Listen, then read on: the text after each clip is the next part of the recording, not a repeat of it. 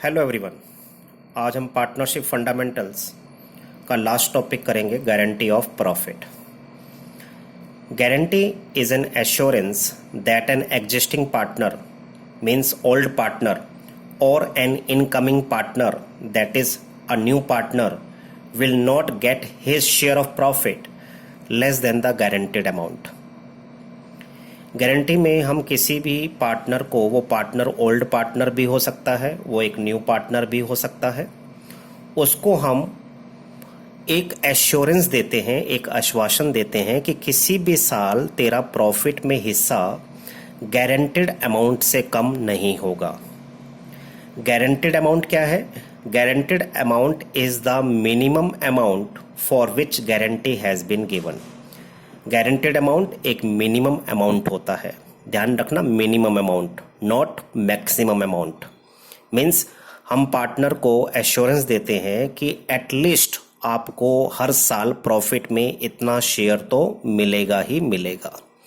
अगर आपका actual share of profit इस गारंटेड अमाउंट से कम बनेगा तो जो डेफिशिएंसी होगी वो गारंटिंग पार्टनर्स बियर करेंगे।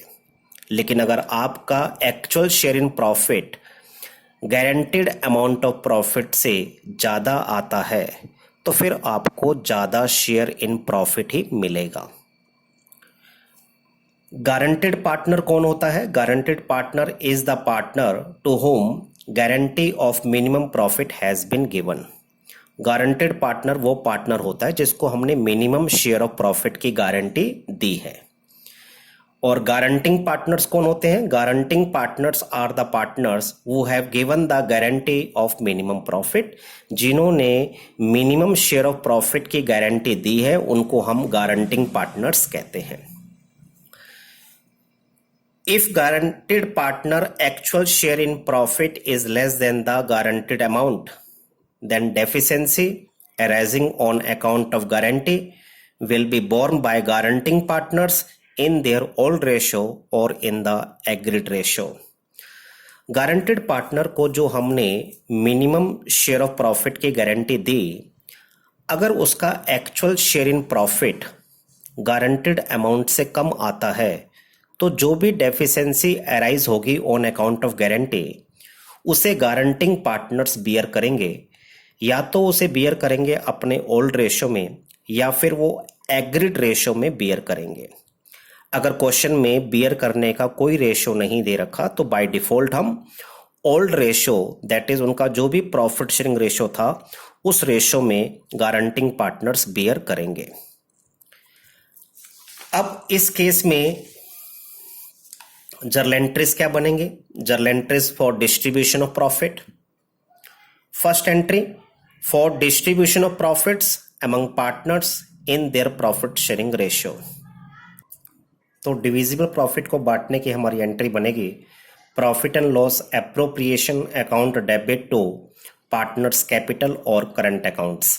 इंडिविजुअली हर पार्टनर्स के कैपिटल और उसके करंट अकाउंट को आपने क्रेडिट करना है।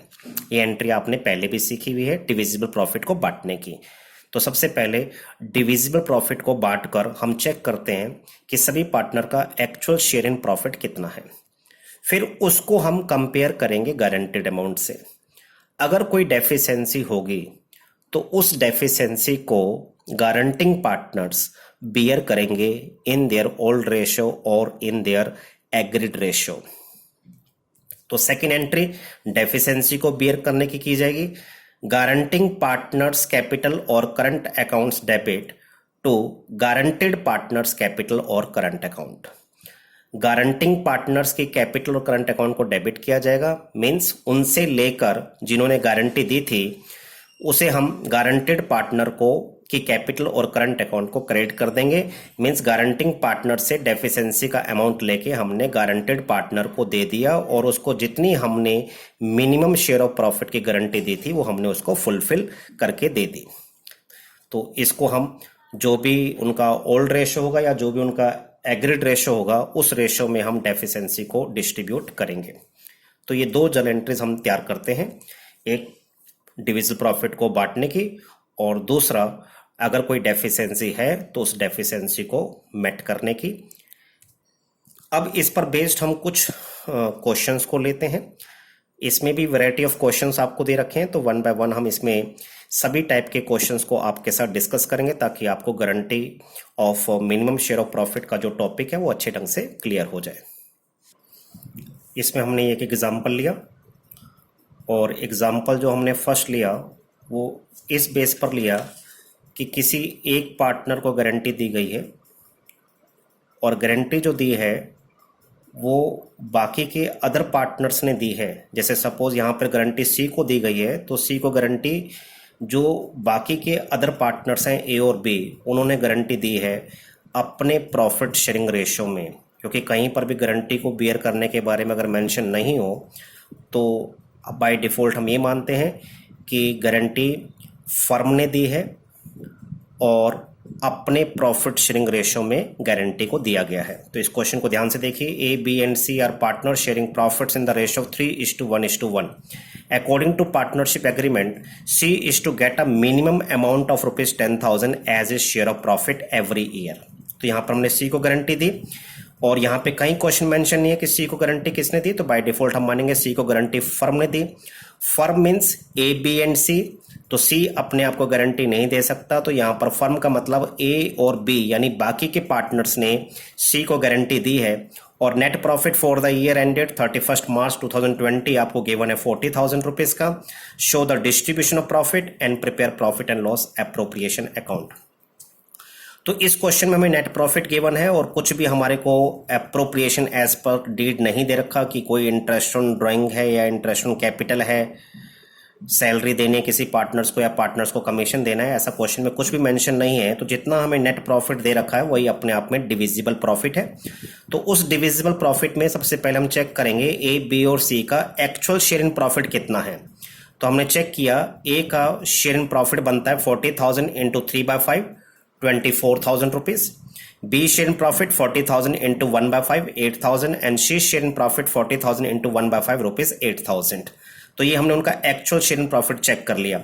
तो C का एक्चुअल शेयर इन प्रॉफिट निकल कर आया 8,000, जबकि हमने C को गारंटी दी है for a minimum share of profit 10,000, उसका एक्चुअल शेयर है 8,000। तो यहाँ पर डेफिशिएंसी हमारे पास आ गई ₹2,000 की।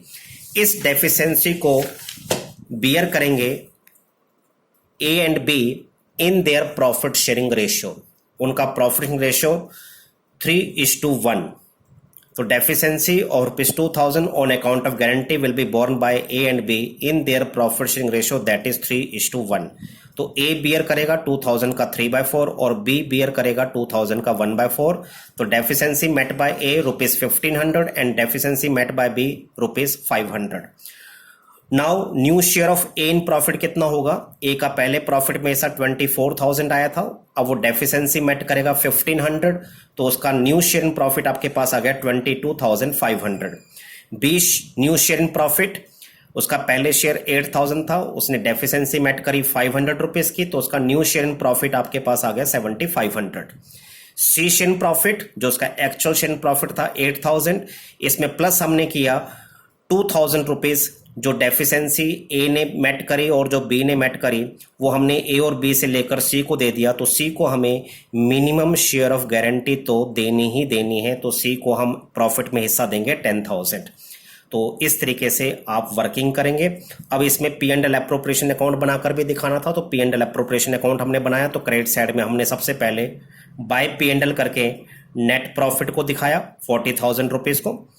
ये 40,000 ही डिविजिबल प्रॉफिट है, इस प्रॉफिट को हमने ट्रांसफर करके दिखा दिया। सारा वर्किंग हमने शो कर रखा है। ए कैपिटल अकाउंट में 22,500, बी कैपिटल अकाउंट 7,500, सी कैपिटल अकाउंट 10,000। कैपिटल हमने इसलिए लिखा क्योंकि कहीं पर भी फिक्स्ड और फ्लक्चुएटिंग के बारे में क्वेश्चन में मेंशन नहीं था, तो बाय डिफॉल्ट हम फ्लक्चुएटिंग कैपिटल एज्यूम करते हैं। तो इस तरीके से हम गारंटी का क्वेश्चन सॉल्व कर सकते हैं।